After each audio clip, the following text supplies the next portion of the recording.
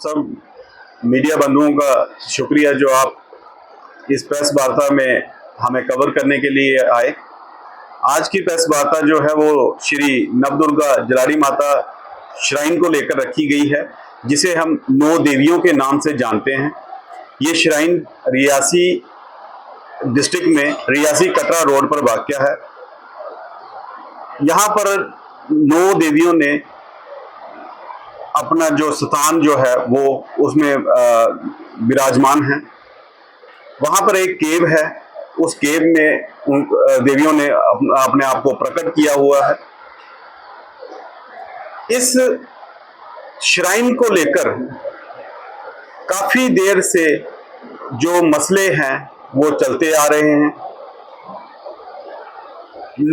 कुछ लोकल्स वहां पर एक सेल्फ स्टाइल ट्रस्ट बनाकर प्राइवेट ट्रस्ट के रूप में वहां पर मैनेजमेंट देख रहे थे, लेकिन उस मैनेजमेंट में इतनी ज्यादा खामियां थी, माल फंक्शनिंग इतनी ज्यादा थी, फाइनेंसिस का जो था वो इतनी इरेगुलरिटीज थी, उनके हाथ से व्यवस्था किसी बोर्ड के हाथ में देना आज के टाइम की जरूरत बन चुकी है, जिसके लिए वहां के स्थानीय लोग, वहां के जो PRIs मेंबर्स हैं, वो भी इस श्राइन को लेकर काफी अपनी आवाज बुलंद कर चुके हैं। इसी विषय पर जब ये विषय मेरे संज्ञान में आया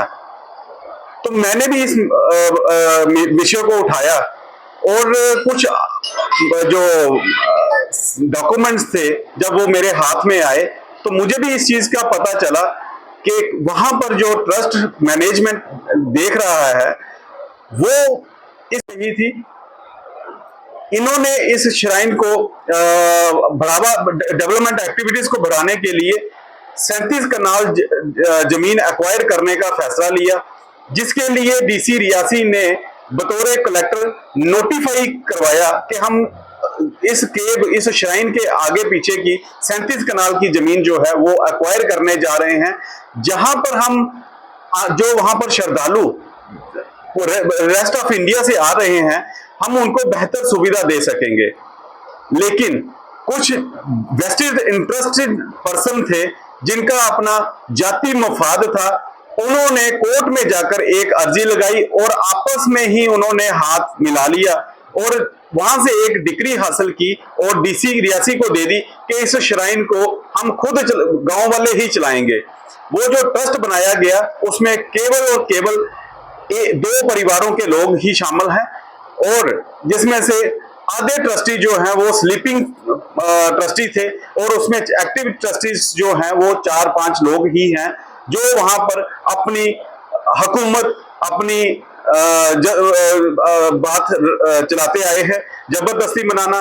फिर एक मसला जब मेरे संज्ञान में आया कि उन्होंने गांव ही लोगों के खिलाफ कम से कम 10 मुकदमे कर रखे हैं और इस मुकदमे की वजूहत जब हमने पता की, उसकी वजूहत ये निकली कि वो लोग जो थे वो इस ट्रस्ट की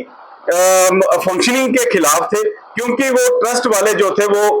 किस गांव के हित में कोई भी काम नहीं कर रहे थे। इस ट्रस्ट के लिए जो सुझाव दिया जाता था वो नहीं करते थे। ट्रस्ट ने अपने ही घर के मुलाजम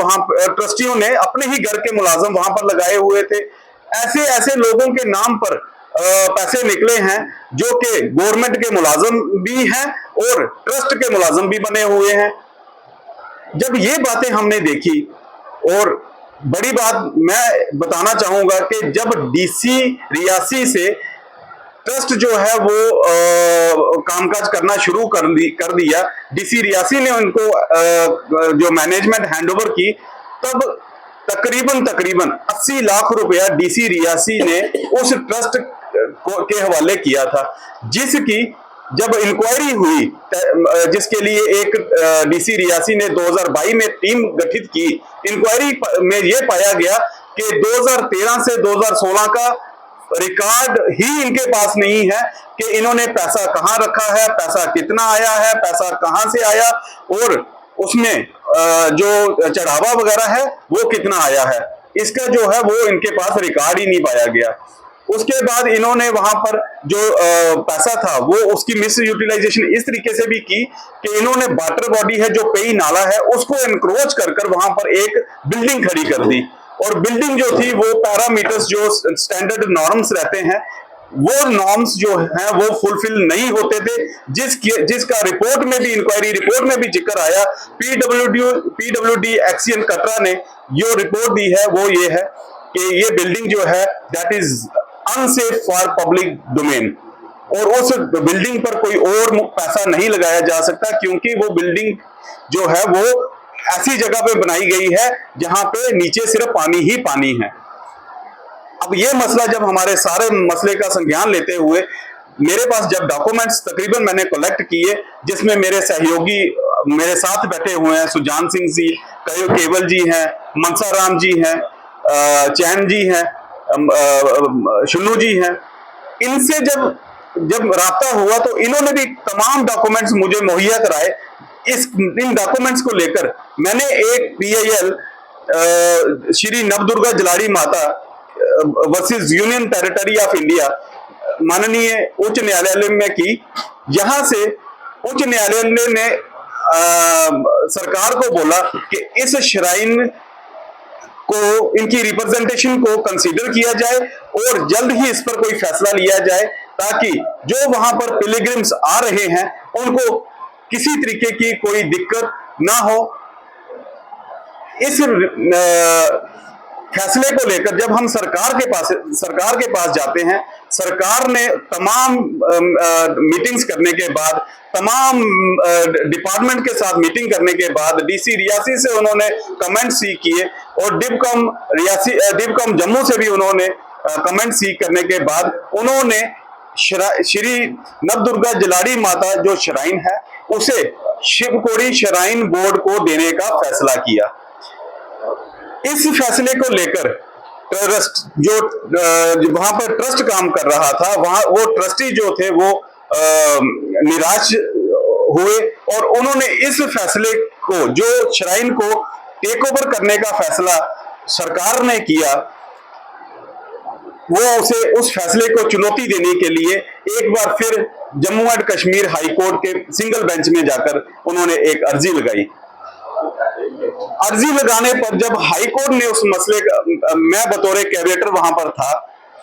कोर्ट ने हमें सुना। जब हमने सारी पिक्चर जो है वो कोर्ट के सामने रखी, जब हमने दस्तावेज कोर्ट के सामने रखे कि इस तरीके की मैनेजमेंट ट्रस्ट वहां पर कर रहा है जिससे जो वहां पर पिलग्रिम्स आ रहे हैं उनकी सहूलियत, उनकी सेफ्टी, उनकी सिक्योरिटी को लेकर वहां पर कोई भी इंतजाम नहीं है, तो हाई कोर्ट ने shrine board, CEO shrine board Katra को इस श्री नवदुर्गा जलाड़ी माता श्राइन का रिसीवर एडमिनिस्ट्रेटर नियुक्त कर दिया है। ये फैसला जो है वो मैं आप सबके साथ साझा करूंगा। ये फैसला जो है वो 4/6/2025 को आया है, जिस फैसले में ये बताया गया है कि मैं उस फैसले की 3-4 लाइन पढ़ के बताऊंगा। जब तक ये केस चलेगा, in the mean time chief executive officer of the Vaishno Devi shrine board Katra is hereby appointed as ex officio interim administrator receiver of Shri Navdurga Jaladi Mata religious places, who shall be well within his right to look after day-to-day administration। उसकी देखेंगे वो CEO। उसके बाद इस religious place जो है, जिसे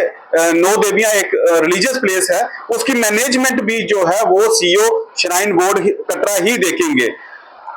ये फैसला पब्लिक जो वहां पर आ रही है, पिलग्रिम्स जो वहां पर आ रहे हैं,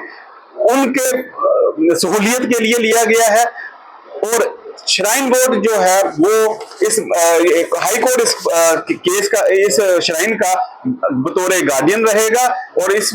पैसे की यूटिलाइजेशन जितनी भी होगी वो हाई कोर्ट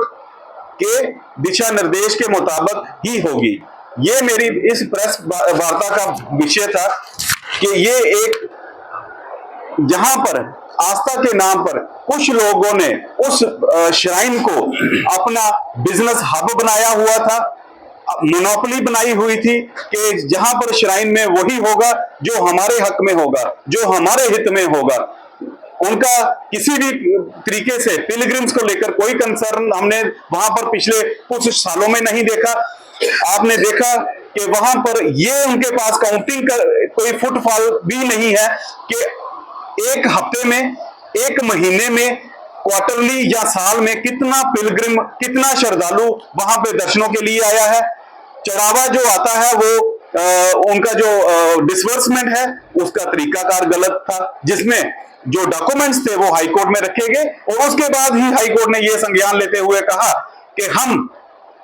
इस श्राइन को सीओ के हवाले करते हैं और सीओ जो है वो हमारे कंसल्टेशन से वहां पर पैसे का खर्चा करेगा। मैंने इस चीज को अपने प्रेस वार्ता में ही एक्सप्लेन कर दिया कि हुआ क्या था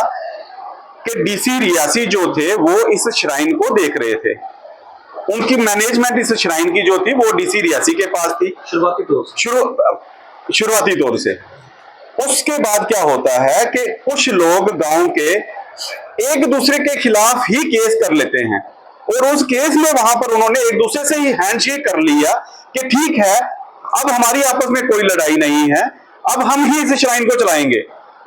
जो वहां पे कोर्ट का फैसला उन्होंने जो एक दूसरे की, जिसे हम कोलूसिव डिक्री कहते हैं, जहां पे मिली भगत से एक फैसला लिया जाता है, उस फैसले की उन्होंने कॉपी जो है वो डीसी रियासी को दी और डीसी रियासी से उन्होंने श्राइन जो है वो टेक ओवर कर ली। जब डीसी रियासी से उन्होंने श्राइन टेक ओवर की, वो सिर्फ गांव को उन्होंने ये बताया कि गांव चलाएगा, लेकिन उस जो ट्रस्ट है, इनका जो ट्रस्ट डीड बनी है, उसमें ऐसा कोई भी प्रावधान नहीं है जहां पर ट्रस्ट का मेंबर बदला जा सकता है। उस ट्रस्ट में कोई भी ऐसी बात नहीं है जहां पर ट्रस्ट जो है वो इलेक्शन करवाएगा कि अगर किसी बाहर के मेंबर को वहां पे कोई अलाउ नहीं किया जाता कि वो भी मेंबर हो सकता है। मैंने तभी कहा कि सिर्फ 2 ही परिवारों के लोग वहां पर जुड़े हुए हैं और वही वहां के कर्ता धर्ता बनकर लोगों की आंखों में धूल झोंक रहे हैं।